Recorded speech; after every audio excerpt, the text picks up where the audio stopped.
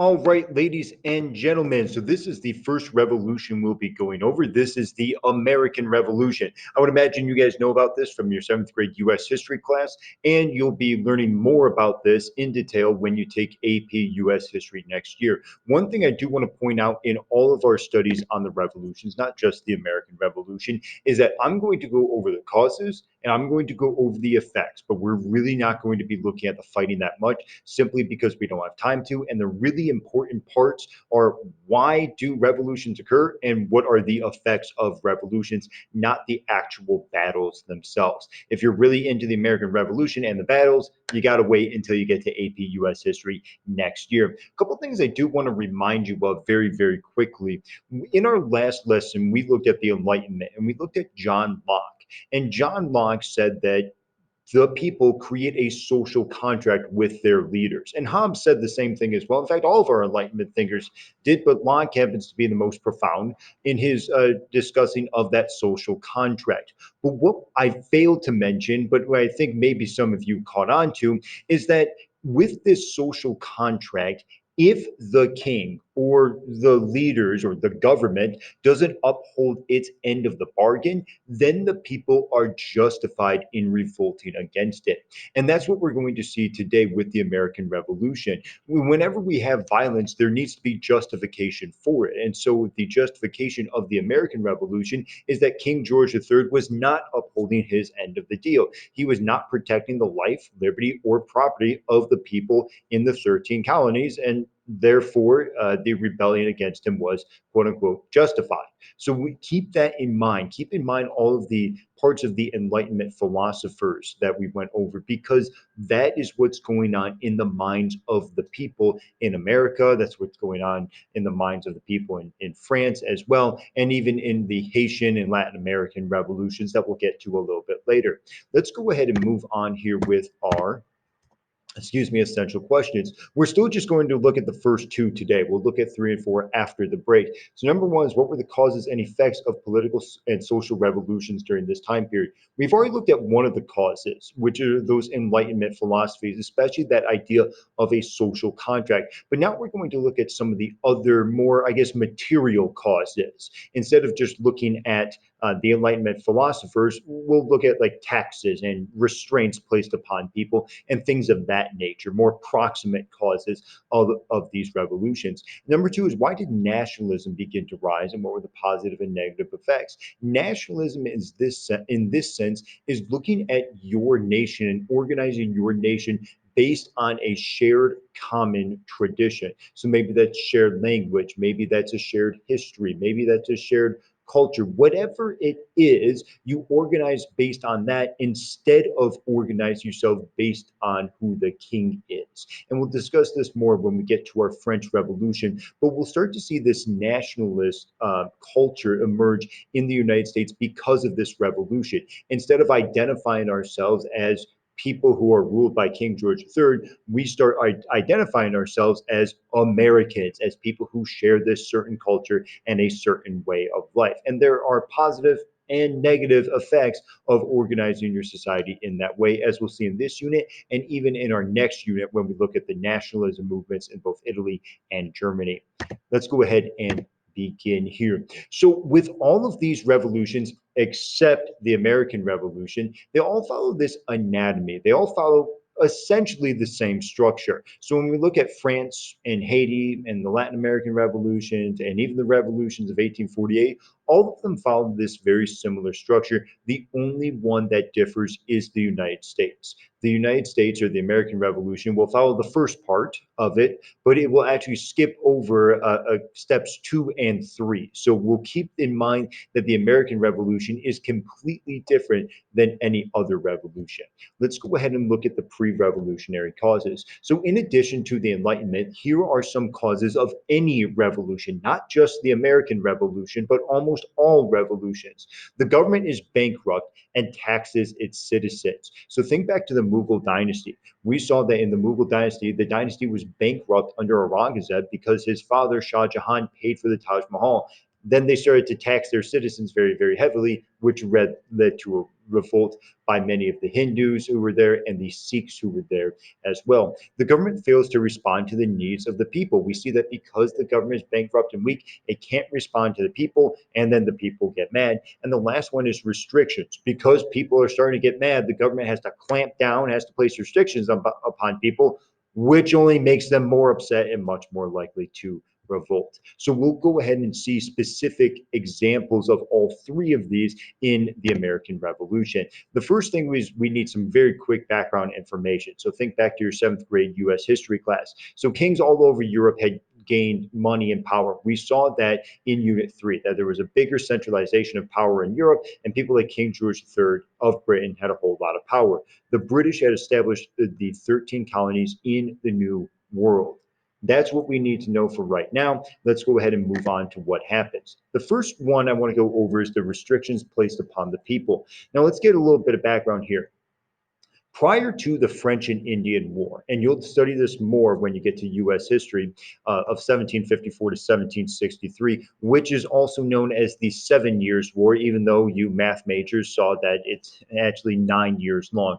The reason for that is the actual fighting started in 1754, but war wasn't officially declared in Europe until 1756. This is actually, in some ways, the first world war because there is fighting in both the New World and the Old World that are all connected to one another. We're not really going to focus on the fighting in Europe too much because we're not in AP Euro and there's some land change, but that's really about it. We will definitely focus on the French and Indian War here in the New World. So in this French and Indian War, sorry, prior to this French and Indian War, the colonists could pretty much do whatever they wanted to. I mean, they were there. They had to get things from the British. They have to give their raw materials to them. They had to buy stuff from the British. But for the most part, they were able to run wild and do whatever it is that they want. But when this French and Indian War broke out, I do want you to keep in mind that the French and Indians are on the same side of this war. So you have the French and the Indians on one side versus the colonists and the British. So the colonists, like George Washington, are fighting with the British. And the British eventually win this war, which gives them dominance over the new world and over the colonies that are existed in what is now called the United States. But the British are very upset with the way the colonists fight. They look at the colonists and they go, yeah, you guys don't know how to fight. In fact, you don't know how to govern yourself. So we're going to step in a little bit more and we're going to control you because you guys have no idea what's going on. So salutary neglect was what the British were doing prior to the French and Indian War, in which they really weren't strict at all. But because the colonists were not good at fighting, were not well led, were not as good as the British said, that's it, we're done with salutary neglect. We are going to be much more heavy handed in our approach to the United States, in our approach to the colonies. So we start to see the British start to restrict people a bit more. And we'll look at more specific examples. The first one's going to be taxes. So the British have to pay for this war somehow, and their King George III is low on money. So what he begins to do is begins to levy taxes upon the colonists. Then we have the Sugar Act, the Stamp Act, and the Tea Act. Sugar Act is on sugar. The Stamp Act is on anything that requires paper. The Tea Act is on tea. So all of those are pretty obvious and straightforward. People in the colonies don't really like paying these taxes. They're already not really that wealthy, and now they have to pay more money to some guy who's across the Atlantic Ocean, who they really don't like at all, really don't really know at all. And so obviously they don't really like these taxes. We then have more restrictions placed upon the colonists. So in order to prevent the colonists from doing really stupid things that would be anti-British, the British start to clamp down on them. The first one is called these writs of assistance, which are these blank search warrants. Essentially, British officials in the major cities can come in to a person's house and see if they're doing anything illegal, and they can do that whenever they want to. This is actually a violation. The colonists see this as a violation of their natural rights, life, liberty, and property. If the government can come into your house anytime it wants without any good reason at all, then you really don't have property. And because the government is violating your rights, now you may be justified to rebel against the government, at least according to John Locke. So this is where we start to get some of that justification. We see here, this is actually my picture of when I went to Boston. So this is in the Granary, which is um, a very important, very large cemetery in Boston. But this is James Otis. James Otis was very much against the writs of assistance. He took an intellectual approach in opposing the writs of assistance. I'll have other pictures from my trip to Boston interspread throughout here as well. Then you get the proclamation line of 1763. So all the colonists were right here, but they're thinking, hey, you know what? What if we go over the Appalachian Mountains and way over here? Then the British can't really control us. The British realized that and said, yeah, no one gets to go over the Appalachian Mountains anymore. In fact, we're going to set up a lot of outposts here, and we're just going to fire at anyone who tries to go over the Appalachian Mountains. And so now the colonists are restricted in their movement as well. So they can't have property, they don't have freedom of movement, and they're being taxed. So you start to see some of the justifications behind why these colonists are going to start a revolution. Then we have the Quartering Act, in which you have these British soldiers. I mean, these British soldiers are stationed in the major cities like Boston and New York. Well, British soldiers require housing, they require food, they require someone to wash their clothes as well. The British government can't pay for that because it's already bankrupt. So at this point, it has forced the colonists in order to do so. That's what the Quartering Act is, which is why your Third Amendment rights are the government cannot force you to house any soldiers against your will, because these colonists had to house soldiers against their will. And that was something that greatly upset them, especially when they were writing the Bill of Rights. Now we get into our second part here. So now we've seen kind of all the proximate causes of a revolution, but now you actually need the revolutionaries to unite. And you might sit there and you think, well, Mr. Cernak, if there's enough cause for a revolution, people are just going to revolt, aren't they? Well, think about your time in school back before this whole pandemic thing.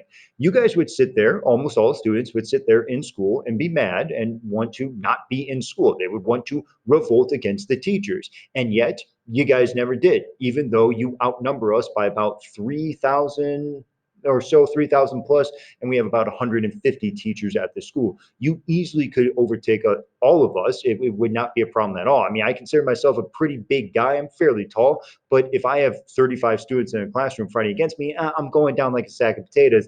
I'm not going to be able to defend myself. And yet you don't. You don't rebel against your teachers. Why? Because you're not organized. The revolutionaries need to unite, they need to organize. And we see this at the Second Continental Congress in 1775. This is a meeting of 56 delegates in Philadelphia, and eventually they write the Declaration of Independence. Now, this Declaration of Independence is making an impossible demand of the government. Revolutionaries always make demands of the government that the government cannot satisfy without severely losing power or ceasing to exist. And that's what the Declaration of Independence is. It is an impossible demand. There's no way that King George III can, adhere and meet all of the demands. So we'll need to keep that in mind there. Now, once these revolutionaries unite and once they make demands, the government generally tries to suppress them and tries to use its force and its will in order to get rid of the revolutionaries instead of ceding to their demands. And so we see that the government is going to attempt to stop the revolution in a few different ways. The first one's going to be the Boston Massacre. So on March 5th, 1770, in Boston, a few British soldiers fired into a mob of colonists.